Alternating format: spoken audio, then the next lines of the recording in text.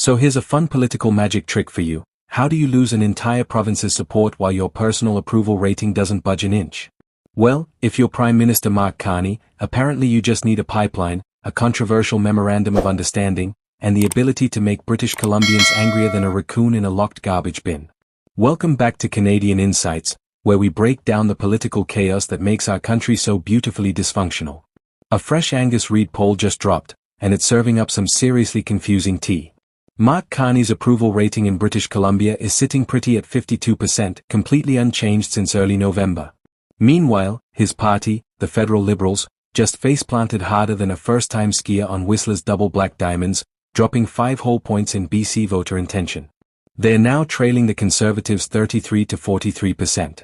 So let me get this straight, British Columbians like Carney just fine, but they're breaking up with his party faster than you can say pipeline politics. It's like loving the lead singer but hating the band's new album. What's causing this political schizophrenia?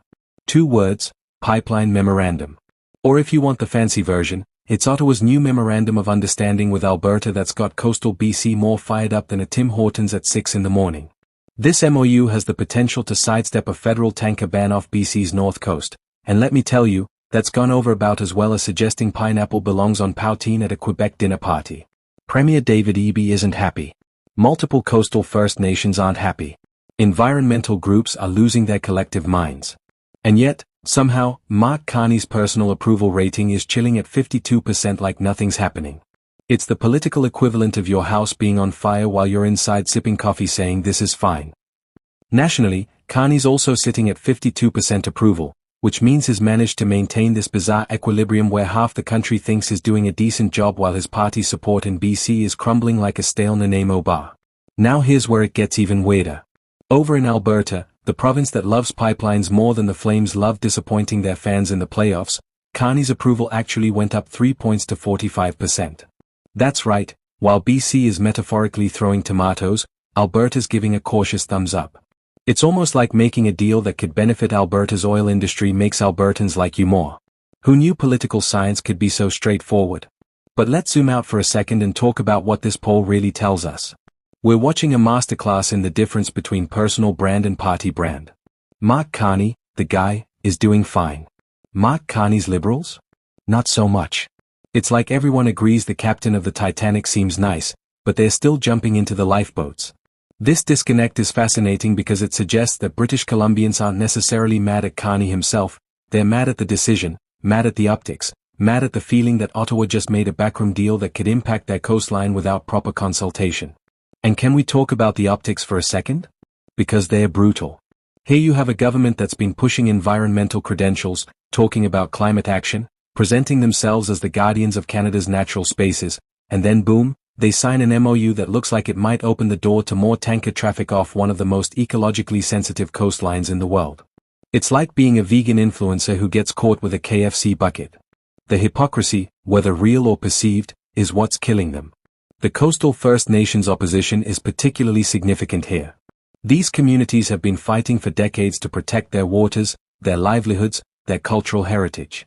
They've been at the forefront of opposing projects like the Northern Gateway Pipeline, and they thought they had federal backing with that tanker ban.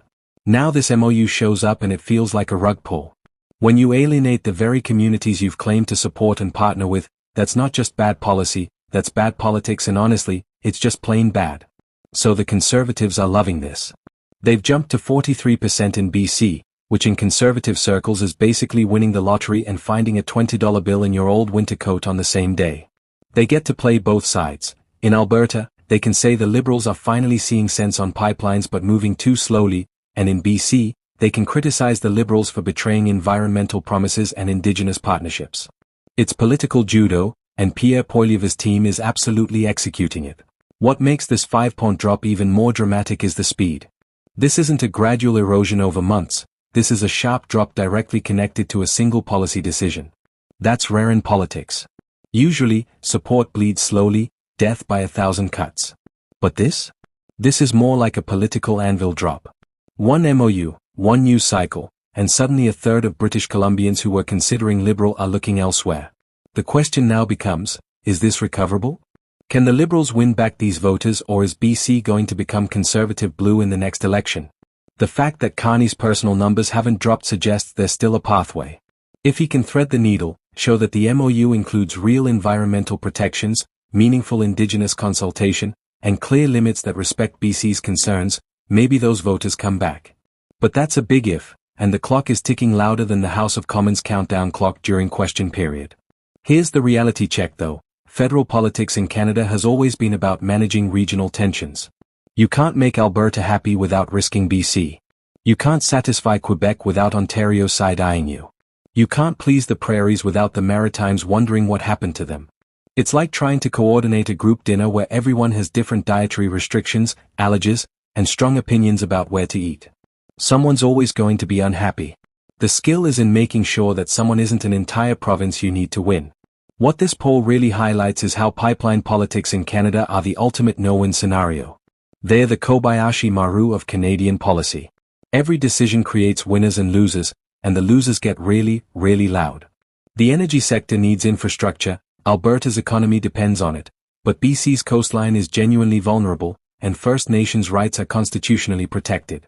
There's no easy answer, no policy position that makes everyone happy, no MOU that's going to get unanimous applause.